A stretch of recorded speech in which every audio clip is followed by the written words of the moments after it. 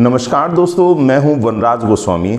आइए शुरुआत करते हैं अपने इस नए वीडियो की। इसमें हम पढ़ने जा रहे हैं विलियम बटलर यीट्स की जो एक नेक्स्ट पोएम है, सेलिंग टू बाइजेंशियम। इस कविता में बहुत ही अच्छा जो थीम है विलियम बटलर यीट्स ने वो दिया है। कला के प्रेमी वो बनना चाहते हैं, वो जो फिजिकल लव है उसको छोड़ करके वो सदा सदा के लिए कला के संसार में डुबकी लगाना चाहते हैं। वो पवित्र कलाकारों की आत्माओं को एड्रेस करते हैं। वो उनसे रिक्वेस्ट करते हैं कि मेरे हृदय में जितनी भी कामुक भावनाएं हैं उन भावनाओं को आप डेमोलाइज कर दीजिए, उनको कंज्यूम कर दीजिए और मुझको सदा सदा के लिए कला के क्षेत्र में, कला की भूमि में अपना लीजिए। तो दोस्तों आइए शुरुआत करते हैं। जैसा कि मैं हमेशा आपसे कहता हूं, अपना रजिस्टर, पेन पेंसिल ले लीजिए और जो की फैक्ट्स हैं वो मैं आपको बताता हूं। सबसे पहले दोस्तों मैं आपको ये बता दूं कि ये बाइजेंशियम जो पोएम है दोस्तों, इसका जो टाइटल है वो आखिर है क्या। सबसे पहले मैं आपको यही समझाना चाहता हूं कि सेलिंग टू बाइजेंशियम, देखिए एक इनकी पोएम है बाइजेंशियम और फिर सेलिंग टू बाइजेंशियम। अब ये बाइजेंशियम आखिर है क्या, इसको आप समझ लेंगे तो आपको बहुत आसानी होगी इस कविता को समझने में। देखिए आपने नाम सुना होगा टर्की का, आपने टर्की का नाम सुना है। ये सारा जो आप इस मैप में देख रहे हैं दोस्तों, ये टर्की है, ये ऊपर है ब्लैक सी, हाँ, और ब्लैक सी से लगा हुआ इसकी जो राजधानी है टर्की की वो है कॉन्स्टेंटिनोपल, जिसको हम आज इस्तांबुल के रूप में जानते हैं। तो दोस्तों ये कभी रोमन साम्राज्य हुआ करता था, ईस्टर्न रोमन साम्राज्य हुआ करता था। ध्यान रखिएगा, रोमन एम्पायर।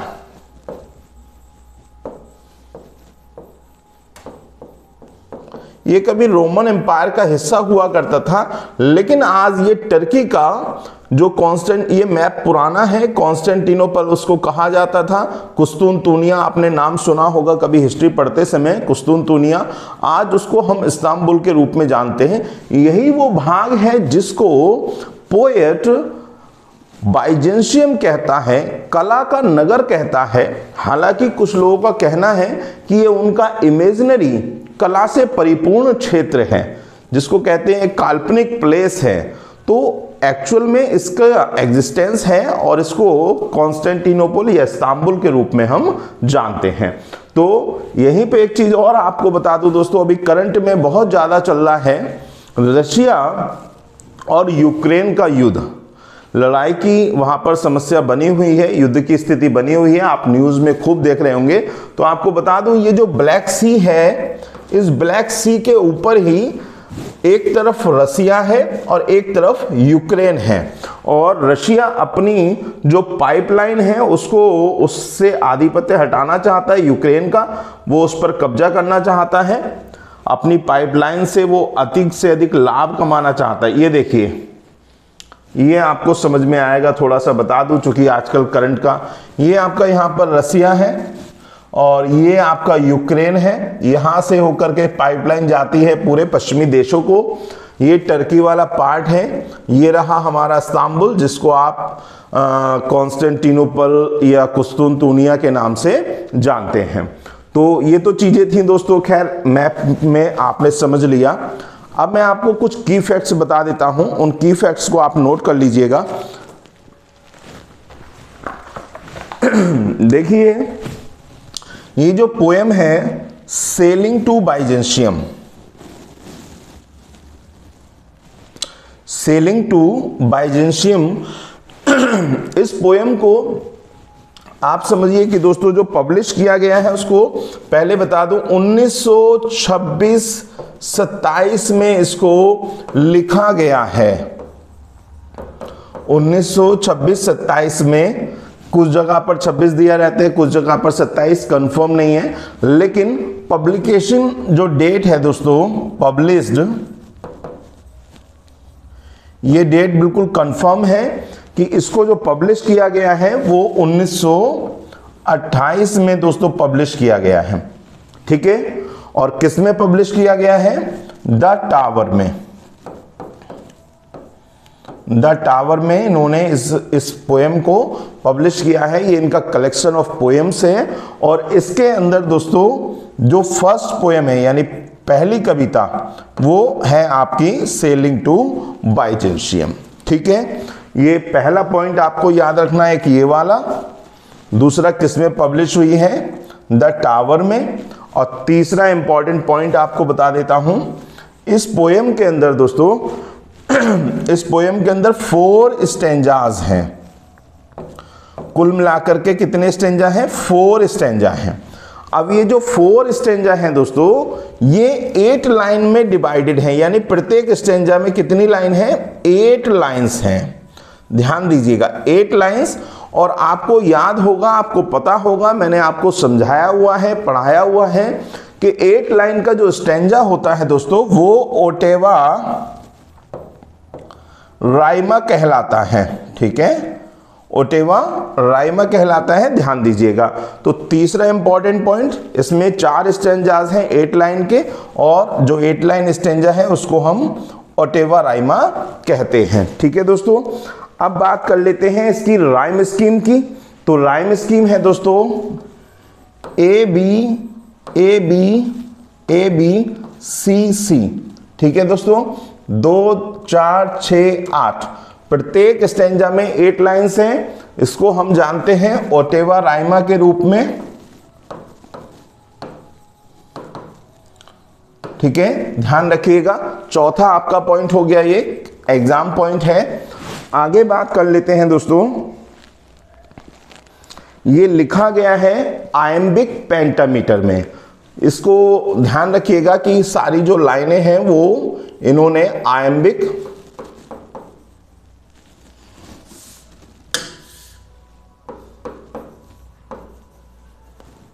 पेंटामीटर में लिखी हैं दोस्तों। ठीक है, तो ये 5-6 पॉइंट आपको ध्यान रखने। एक बार आपको रिवाइज करा देता हूं।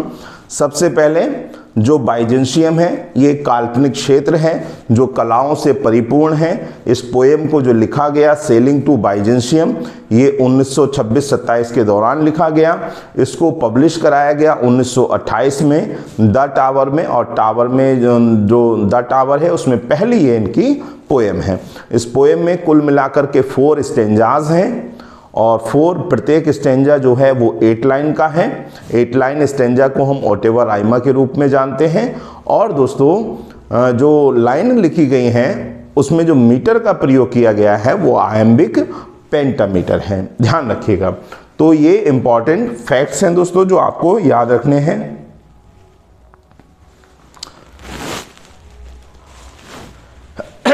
अब बात कर लेते हैं दोस्तों इसके थीम की। सबसे पहले आपको थीम समझा देता हूं। देखिए इस कविता में वो शुरुआत करते हैं ओल्ड एज से। वो कहते हैं जब व्यक्ति बूढ़ा होने लगता है, जब उसके शरीर की जो इंद्रियां हैं वो काम करना बंद कर देती हैं, तो कहते हैं ये समाज जो है, ये संसार जो है उस व्यक्ति के लिए एक फटे हुए कोट के जैसा हो जाता है। जैसे एक फटे हुए कोट को हम एक जगह रख देते हैं और उससे घृणा करते हैं, ऐसे ही वो पुरुष हो जाता है जो व्यक्ति बूढ़ा है। तो कहते हैं संसार युवा लोगों के लिए बना हुआ है।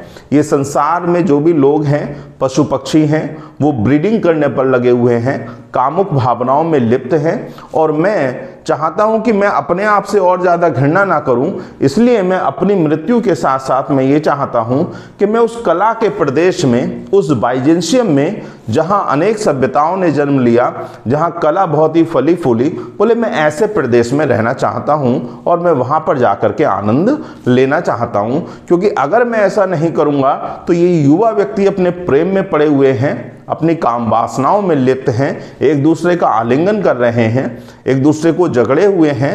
मैं इन चीज़ों को, इन इंद्रिय सुखों को पाने में अब असमर्थ हूं, तो मेरी हालत एक फटे हुए कोट के जैसी होगी। तो मैं इससे बचना चाहता हूं और मैं इस क्षेत्र को पार करके कला के उस संसार में जाना चाहता हूं। तो आइए शुरुआत करते हैं, लाइन टू लाइन मीनिंग समझिएगा।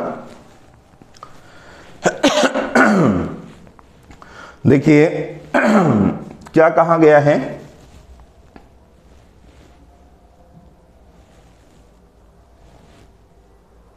ये पहला स्टेंजा है दोस्तों, और पहले स्टेंजे में कहते हैं there that is no country for old man.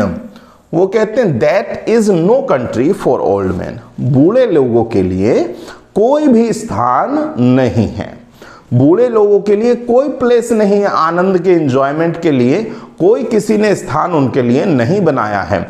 सारे के सारे जो स्थान हैं वो युवाओं से, युवाओं की भावनाओं से प्रेरित हैं। और ये बड़ी अच्छी बात उन्होंने कही है दोस्तों। मैं जब ऐड देखता हूं, कुछ चीज़ों को देखता हूं, तो अक्सर मैं देखता हूं जो मैक्सिमम नंबर ऑफ एडवर्टाइजमेंट हैं उसमें युवाओं को दर्शाया जाता है, उनके ही प्रोडक्ट्स को दर्शाया जाता है। तो कहीं ना कहीं राइटर अपनी बात को सही तरीके से कहते हैं और ईमानदारी से उन्होंने अपनी बात को कहा है कि there is no place for old man, बूढ़े लोगों के आनंद के लिए कोई भी स्थान इस संसार में नहीं बनाया गया है। द यंग कहते हैं जो युवा लोग हैं, जो लड़के लड़कियां हैं, युवतियां हैं, प्रेमी हैं, प्रेमिकाएं हैं, the young in one another's arms, उन्होंने एक दूसरे का आलिंगन किया हुआ है। अर्थात वो ये कहना चाहते हैं कि युवा व्यक्ति एक दूसरे से प्रेम करने में पूर्ण रूप से डूबे हुए हैं। ठीक है, there is no country for old man, all the youth are clasping to each other and they are just making love. वो प्रेम कर रहे हैं एक दूसरे के साथ, आनंद जो कार्नल प्लेजर है, शारीरिक आनंद है, उस आनंद का वो उपभोग कर रहे हैं। अब आगे कहते हैं बर्ड्स इन द ट्रीज, उनकी स्थिति कैसी हो गई है? वो कहते हैं पक्षी जो हैं, जो चिड़िया हैं, यहां पर दोस्तों आपको थोड़ा समझना है, यहां पर पक्षियों से मतलब दो चीजों से है, एक तो बर्ड से और दूसरा ह्यूमन बीइंग से। कहते हैं जैसे वो युवा आनंद ले रहे हैं, ऐसे ही पेड़ के अंदर जो पक्षी रहते हैं वो भी आनंद ले रहे हैं, वो भी ब्रीडिंग करने पे लगे हुए हैं दोस्तों, और वो भी अपने गीतों में प्रेम की चीजों को ही गाते हैं। तो कहते हैं birds in the trees those dying generations. अब ये बात आपको समझ में नहीं आएगी कि दोज डाइंग जनरेशन, तो इसको समझाने के लिए मैं आपको पोइट्री पढ़ने का एक तरीका बताता हूं। कई बार ऐसा होता है कि पोइट्री को कुछ अलग प्रकार से पढ़ना होता है दोस्तों, उसके अर्थ को समझने के लिए। तो देखिए कैसे आपको समझ में आएगा। बर्ड्स इन द ट्रीज, इसको क्या करें हम, काट देते हैं और यहां पर लिखते हैं are. Birds in the trees are dying generations, कि जो पक्षी हैं अपने घोंसलों में जो गीत, मेलोडियस सॉन्ग गा रहे हैं, प्रेम के गीत गा रहे हैं, वो भी उन मरत प्राय लोगों के समान हो गए हैं, मीन्स यूथ की तरह हो गए हैं कि युवा भी अपना आनंद ले रहे हैं और जो पक्षी हैं वो भी अपना आनंद ले रहे हैं। एट देयर सॉन्ग, वो अपने उन इंद्रिय सुखों में इतने संलिप्त हो गए हैं कि उनको बाकी चीजें जो हैं दोस्तों वो नजर ही नहीं आती।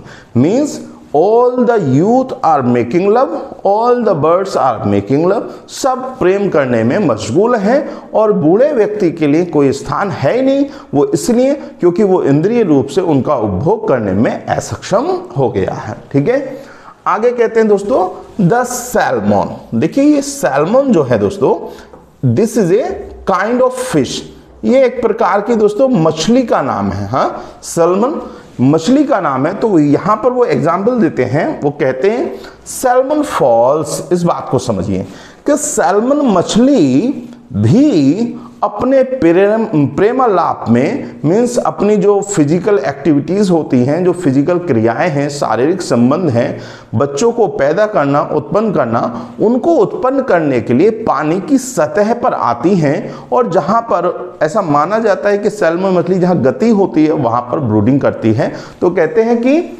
सैल्मन फॉल्स, वह भी अपने उन प्रेमालाप क्रियाओं से प्रभावित होकर के अपने उस स्थान पर आ गई है जहां उसे संतान की उत्पत्ति करनी है। हाँ, अपने बच्चों की पैदावार करनी है। फिर एक और एग्जाम्पल दिया दोस्तों, मैक्रल। यहां पर ये दूसरा नाम है दोस्तों, ये भी फिश को कहा गया है। वो कहते हैं क्राउडेड सीज। अब ये दोनों जो एग्जाम्पल दिए हैं दोस्तों, दोनों एक दूसरे के अपोजिट हैं। सैल्मन मछली बच्चों को जन्म देने के लिए पानी की सतह पर आती है और कहते हैं मॉकरेल जो है वो बच्चों को जन्म देने के लिए पानी की सतह में जो नीचे तल है उसमें समाती है। तो कहना यही चाह रहा है राइटर कि सभी प्रकार के जो जलीय जीव हैं वो विभिन्न प्रकार से अपने अपने उन जो फिजिकल रिलेशन होता है एक दूसरे का, जो संतान उत्पत्ति की क्रियाएं होती हैं, उनमें वो संलिप्त हैं। युवा भी, पक्षी भी, जलीय जीव भी। क्राउडेड सीज, उन्होंने क्या किया है, समुद्र को अपनी जो जनरेट करने की, उत्पत्ति की ताकत है उससे उन्होंने भर दिया है। अब यहां पर एग्जाम्पल देते हैं दोस्तों, बड़ा ही सुंदर एग्जाम्पल है, ये मैंने कई बार पढ़ा है और बहुत अच्छा मेरे को लगता है। फिश, क्या कहते हैं, फिश, फ्लैश एंड फाउल। अब देखिए, फिश से मतलब जलीय जीव, यानी कि सारे जलचर। वो कहते हैं जितने भी जलचर हैं वो सभी इन्हीं क्रियाओं में लगे हुए हैं। आगे कहते हैं दोस्तों फ्लैश, फ्लैश से मतलब है मनुष्य।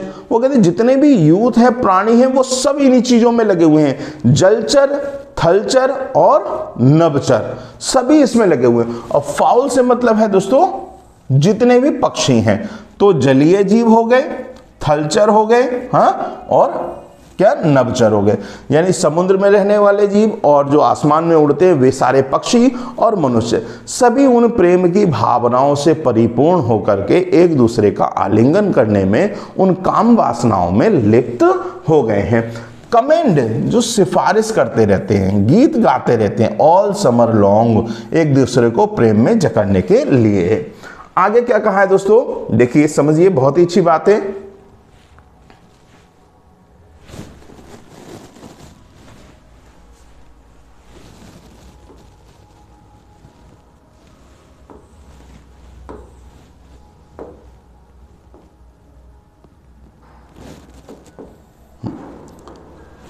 आगे कहते हैं दोस्तों, वॉट एवर इज बिगॉटन, चाहे वो जलीय जीव हो, चाहे वो मनुष्य हो, चाहे वो पक्षी हो, सारे के सारे प्रेमातुर हैं। और वॉट एवर इज बिगॉटन, जो भी वो उत्पन्न करते हैं, पैदा करते हैं, प्राप्त करते हैं, वो सब क्या है, बॉर्न एंड डाइज, पैदा होना है और मरना है। यानी मनुष्य हो, पक्षी हो, प्राणी हो, वो पैदा होते हैं और मर जाते हैं, यही क्रियाएं चलती रहती हैं। ठीक है, आगे क्या कहा है दोस्तों, caught in that sensual music. Caught माने पकड़ा गया, उनको जकड़ लिया गया। सेंसुअल म्यूजिक बहुत ही बढ़िया वर्ड है दोस्तों। वो कहते हैं ये जो सेंसुअल म्यूजिक है, सेंसुअल म्यूजिक किसको कहा है पता है आपको, ये सेंसुअल म्यूजिक कहा है उन्होंने फिजिकल रिलेशन को।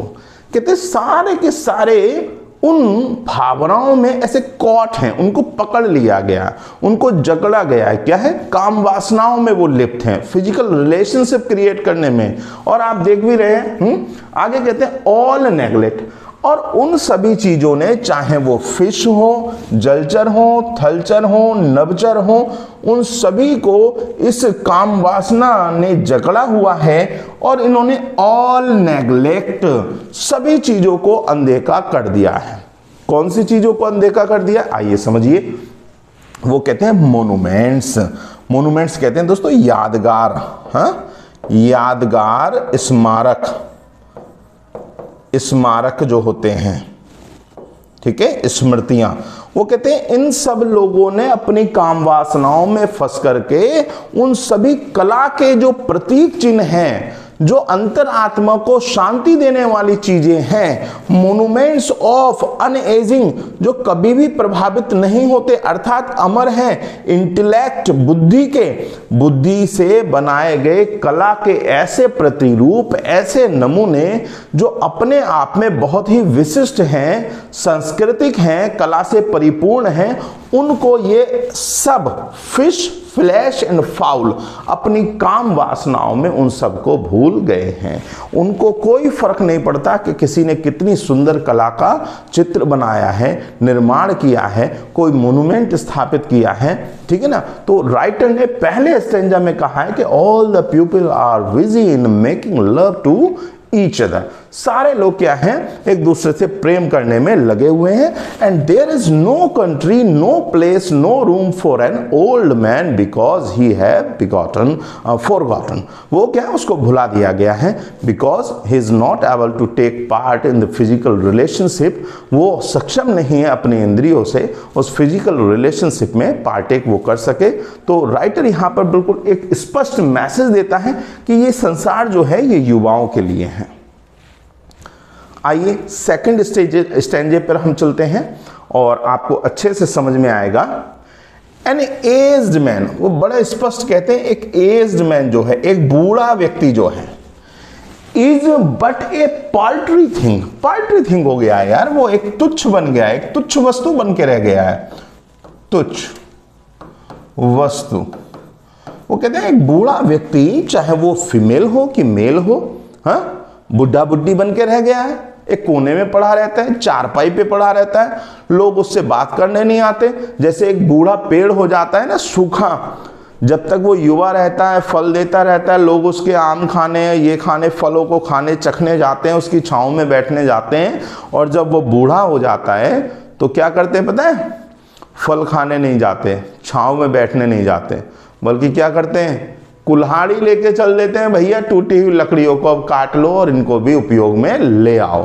तो कहते हैं यहाँ पर विलियम बटलर यीट्स कहते हैं कि बूढ़े व्यक्तियों की हालत तो कुछ इसी प्रकार से है।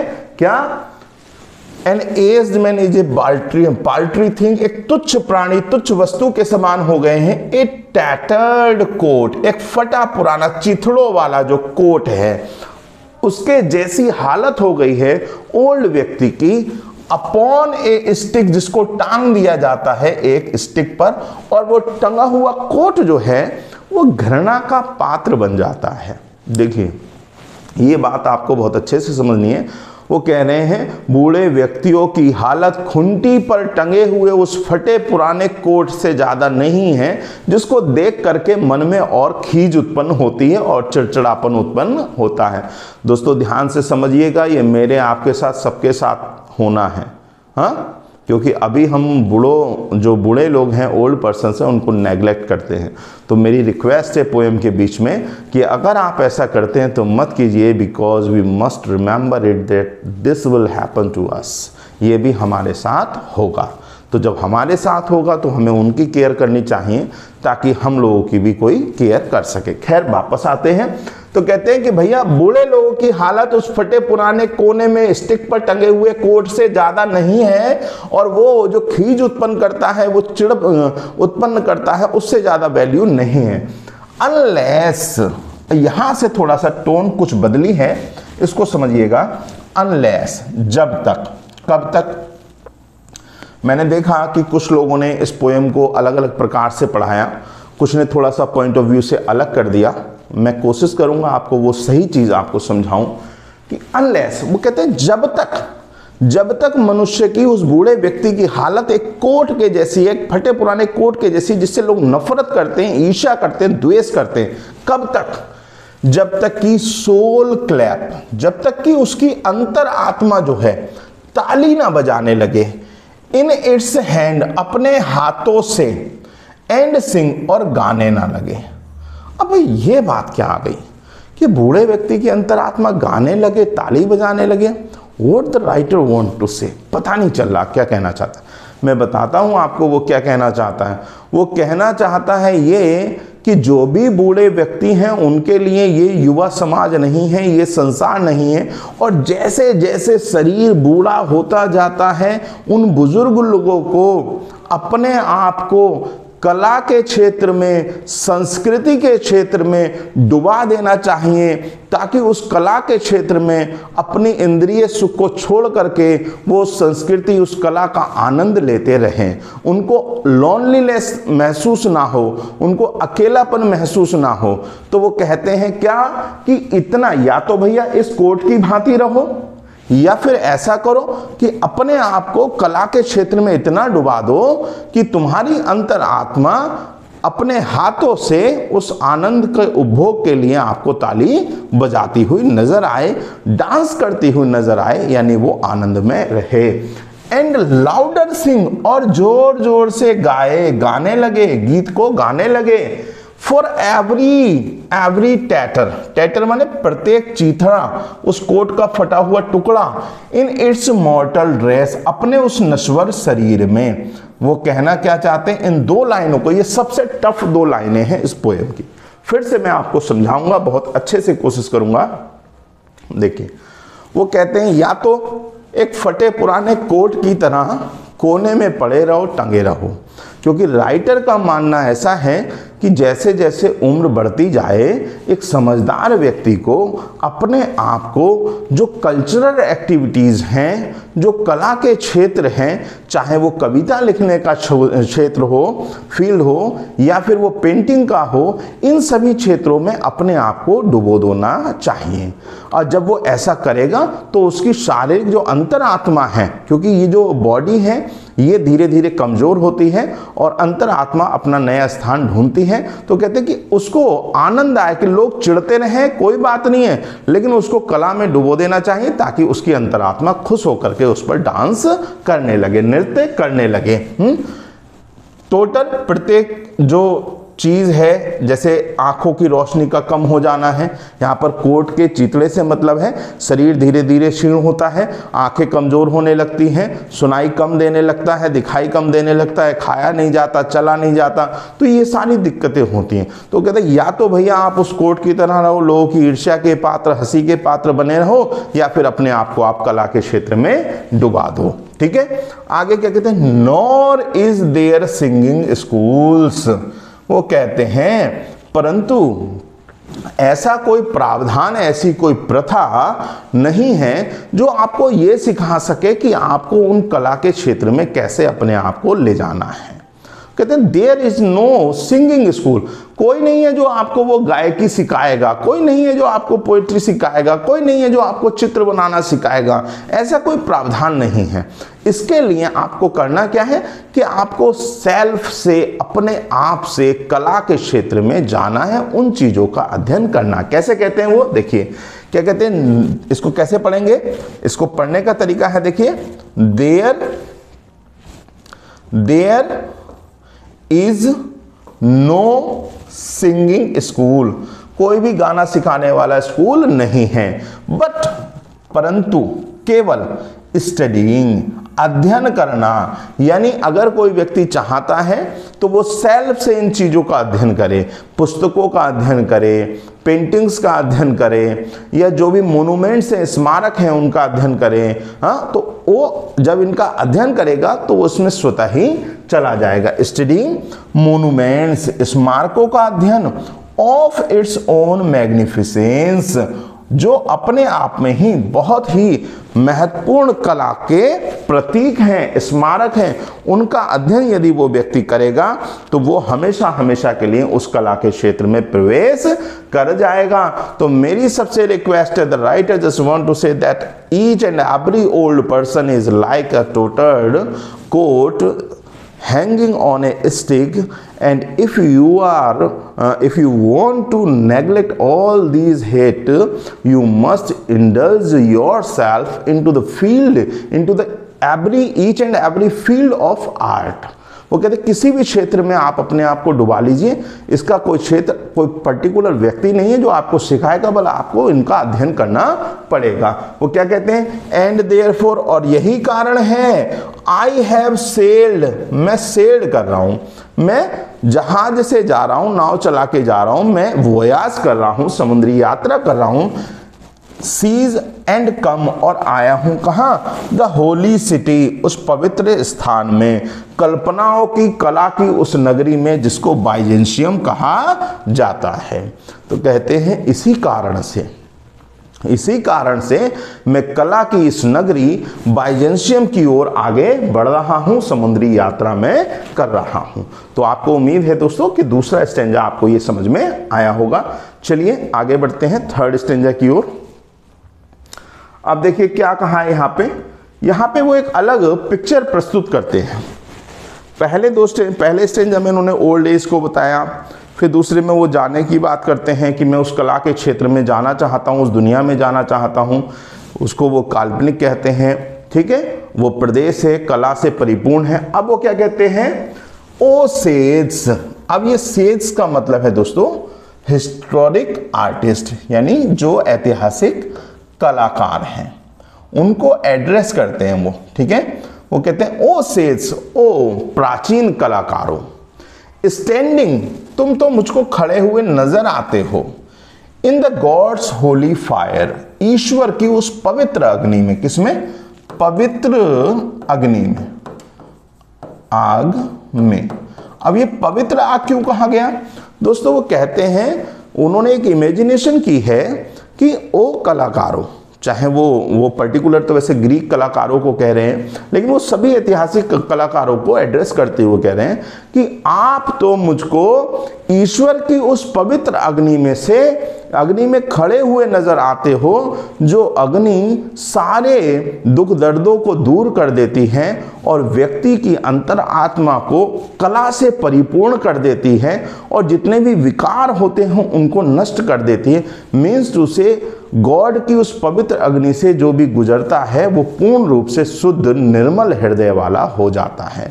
मुझे ऐसा लगता है कि आप लोग भी उन सभी विकारों से दूर हो गए हो, उनसे पवित्र हो गए हो, उस अग्नि में आप मुझे खड़े हुए नजर आते हो। It is the imagery of W.B. Yeats। आगे कहते हैं एज, उसी प्रकार से, इन द गोल्ड, वो कहते हैं जैसे कि गोल्ड मोसेक में जो चित्र होते हैं, वैसे मोसेक कहते हैं दोस्तों उस कला को जिसमें रंगीन टुकड़ों को जोड़ करके एक नया चित्र या कोई आकृति बनाई जाती है। तो कहते हैं ठीक उसी प्रकार से जैसे मैं तुम्हारी कलाओं के टुकड़ों को देख करके उसमें फंस करके अपनी अंतरात्मा को पवित्र महसूस कर रहा हूं, ऐसे ही मुझे तुम लोग ईश्वर की उस पवित्र अग्नि में खड़े हुए नजर आ रहे हो। और वो तुम्हारे जो बनाए हुए चित्र हैं ऑफ ए वॉल, वो दीवार पर लगे हुए हैं। मीन्स वो इमेजिन कर रहे हैं दोस्तों, कल्पना कर रहे हैं। मेरा हृदय भी कला में डूबना चाहता है। वो कहना चाहते हैं कि मैं भी कला में डूबना चाहता हूं, मैं भी तुम्हारी तरह पवित्र होना चाहता हूं, मैं भी उस आनंद को महसूस करना चाहता हूं।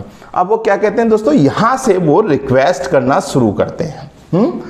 उन पवित्र इतिहास के कलाकारों को एड्रेस करते हुए, वो इमेजिन करते हुए कहते हैं कि आओ, हाँ क्या कहते, कम, आओ, फ्रॉम द होली फायर, उस पवित्र अग्नि से, पर्न इन अ जायर, वो कहते हैं एक वर्तुलाकार आकृति लेते हुए राउंड शेप में तुम मेरे पास आओ, नीचे आओ, ठीक। और क्या कहते हैं, and be singing master of my soul, कहते हैं भैया मुझे तो कोई कलाकार मिला नहीं जो मेरा मास्टर बन सके, जो मुझको कला सिखा सके। तो मैं तुम लोगों से यह प्रार्थना करता हूं कि तुम उस ईश्वर की पवित्र अग्नि से, कला से परिपूर्ण होकर के वर्तुलाकार आकृति करते हुए मेरे तक आओ और मेरी इस अंतर आत्मा के मास्टर, जो गायन मुझे सिखाना है उसके मास्टर तुम बन जाओ। यानी तुम मेरे टीचर बन जाओ, मेरे अध्यापक बन जाओ और कला की उन चीजों को जो तुमने सीखी है मुझको भी सिखा दो, ठीक है। वो रिक्वेस्ट कर रहे हैं, कंज्यूम, उनसे कहते हैं कंज्यूम कर दो, जला दो, नष्ट कर दो माई हार्ट, मेरे हृदय को, मेरे हृदय के उस भाग को जला दो, नष्ट कर दो, सिक विद डिजायर, जो कामुक भावनाओं से भरा हुआ है। डिजायर कहते हैं तीव्र इच्छाओं को। कहते हैं हे पवित्र आत्माओं, नीचे आओ, वर्तुलाकार गोलाकार आकृति बनाते हुए मेरे पास आओ, मेरी अंतरात्मा के मालिक बन जाओ और मेरे हृदय की उन कामुक भावनाओं को जो मुझे संसार में लिप्त करती हैं उनको जला दो, कंज्यूम कर दो, उनको नष्ट कर दो। यानी कि वो कहना चाहते हैं मेरे हृदय को बिल्कुल पवित्र कर दो। एंड फास्टेंड, और उनको जगड़ा गया है। और वो कहते हैं अपने आप को, सॉरी यहां पर थोड़ा सा इसको फ्रेश करते हैं फिर, and fastened to a dying animal. यहां पर राइटर कहता है कि मैंने अपने आप को महसूस किया है क्या, एक डाइंग एनिमल की तरह। वो कहते हैं मैं तो एक मरते हुए जानवर से वो अपनी कल्पना करते हैं। वो कहते हैं मैं तो एक मरते हुए जानवर की तरह हो गया हूं जिसको चीजें समझ में नहीं आ रही हैं और वो सारी चीजें उसके अगेंस्ट में हैं। वो कहते हैं कैसे, मैं तो डाइंग एनिमल हूं, भावनाओं से परिपूर्ण हूं, मरते हुए पशु के समान हूं, जिसको उसकी भावनाओं ने फास्टन कर रखा है, जकड़ रखा है, पकड़ रखा है। तो आओ और मेरे हृदय को कंज्यूम करके मेरी उन जो कामुक भावनाएं हैं उनको जला करके नष्ट कर दो, और मेरे को जैसे तुम पवित्र होकर के आए हो गॉड की उस पवित्र अग्नि में, ऐसे ही मेरे हृदय को पवित्र कर दो, इसको कला से भर दो। आगे कहते हैं इट नोज नॉट, यह हृदय नहीं जानता, मेरा दिल नहीं जानता, व्हाट इट इज, जो ये है, एंड गैदर मी, और तुम मुझको अपनी शरण में ले लो, इकट्ठा कर लो, इनटू द आर्टिफाइस, कला के उस क्षेत्र में जो अजर है और अमर है। वो कहते हैं कि मुझको पवित्र करने के बाद जैसे तुम पवित्र हो गए हो, कला की शरण में ले लो, मुझको उस अनंत कला के क्षेत्र में ले लो। मैं इस दुनिया में नहीं रहना चाहता, मैं कला की शरण में जाना चाहता हूं। तो ये रिक्वेस्ट कर रहे हैं वो एक पोएट के रूप में। चलिए, मुझे उम्मीद है आपको समझ में आया होगा। अब लास्ट स्टैंजा की ओर चलते हैं दोस्तों। देखिए अब क्या कहा है, अब वो कहते हैं भैया मुझे शरण में ले लो और मेरा ये जो शरीर है इससे मुझे आज़ादी दे दो। अब कहते हैं अगर एक बार मैं इस शरीर से निकल गया, मेरी अंतरात्मा ने एक बार इस शरीर को छोड़ा, तो भाई साहब मैं दोबारा नहीं आने वाला इस शरीर में। मैं कोई भी प्राणी का रूप तो मैं लूंगा ही नहीं, मैं बिल्कुल आज़ाद हो जाऊंगा, मैं विश ही नहीं करूंगा, मैं ऐसी कल्पना ही नहीं करूंगा, इच्छा ही नहीं करूंगा। कहते हैं एक बार आज़ाद करवा लो बस, उसके बाद मैं नहीं आने वाला। क्या कहते हैं, देखिए कैसे कहते हैं, वंस, एक बार, आउट ऑफ नेचर, इस शरीर से बाहर अर्थात मृत। अगर मेरी आत्मा एक बार आजाद हो गई, आई शैल नेवर टेक, मैं दोबारा नहीं लूंगा, माई बॉडीली फॉर्म, अपना एक शरीर, एक आकार, एक रूप, फ्रॉम एनी नेचुरल थिंग, जो भी प्राकृतिक चीजें हैं। वो कहते हैं भैया मैं तो एक बार आजाद हो गया, मैं कोई भी शरीर नहीं लेने वाला, ना इंसान का लूंगा, ना जलीय जीवों का लूंगा, ना पक्षियों का लूंगा। हाँ बोले मुझे नहीं चाहिए, बल्कि मैं क्या बनना चाहता हूं। देखिए वो कहते हैं इन शरीर की तुलना में मैं क्या बनना चाहता हूं, बट सच ए फॉर्म, मैं तो एक ऐसा रूप लेना चाहता हूं एज ग्रीशियन गोल्ड स्मिथ, जैसे कि ग्रीक के गोल्ड स्मिथ जो सुनार हैं उन्होंने बनाया हो। क्या रूप बनाया हो, मेक, जो बनाते हैं, क्या, कला के नमूने। कैसे नमूने, ऑफ गोल्ड हैमर, कहते हैं जैसे उन सुनारों के द्वारा सोने के सुंदर सुंदर कला से परिपूर्ण आकृतियां बनाई जाती हैं, चाहे वो पक्षियों की हो या किसी भी चीज की हो, मैं तो वो बनना चाहता हूं। मैं कोई शरीर में प्रवेश नहीं करना चाहता, एक बार छोड़ दूंगा तो भैया मैं नहीं आने वाला दोबारा। हाँ, एंड गोल्ड इनेमलिंग, और सोने के मिश्रण से बने हुए पदार्थ, कला के नमूने, कला के सैंपल, द आर्टिफाइस, बोले मैं तो वो बनना चाहता हूं। किनके द्वारा, ग्रीशियन गोल्ड स्मिथ, जो ग्रीक के कलाकार सुनार जो बनाते हैं। कहते हैं टू कीप, जो उन्होंने बनाया था, टू कीप बनाए रखने को, अ ड्रोजी, एक निद्रालु, एम्परर माने शासक, अवेक। वो ये कहते हैं कि जैसे ग्रीक के सुनारों ने वहां के शासक को जगाए, नींद से जगाए रखने के लिए सोने के आभूषण या सोने की आर्टिफाइस कलाकृतियों को बनाया, सोने के पानी से, सोने की परत से बनाया, मैं तो वो रूप लेना चाहता हूं। मैं चाहता हूं कि उनके द्वारा मेरा कुछ बना दिया जाए। आगे क्या कहते हैं, और सेट अपॉन ए गोल्डन बग, वो कहते हैं और उन्होंने रख दिया था किसको, एक गोल्डन बग, एक सोने का पेड़ बना दिया, ट्री बना दिया। हाँ, गोल्डन बग टू सिंग, और उस पर क्या किया, एक चिड़िया को बैठा दिया जो गाती भी थी, है ना। वो यहां पर कहते हैं कि मैं तो उन कलाकारों के द्वारा बनाई गई सोने का ट्री, और ये रेफरेंस दिया गया है दोस्तों, सोने का ट्री, और वो सोने की चिड़िया बनना चाहता हूं जो राजा को उसकी नींद से जगाने के लिए बनाई गई थी उन ग्रीक कलाकारों के द्वारा। आगे कहते हैं टू लॉर्ड्स, राजाओं के लिए, शासकों के लिए, एंड लेडीज, और उस बाइजेंशियम के अन्य लोगों के लिए जो कहाँ निवास करते हैं, कला की उस भूमि बाइजेंशियम में निवास करते हैं।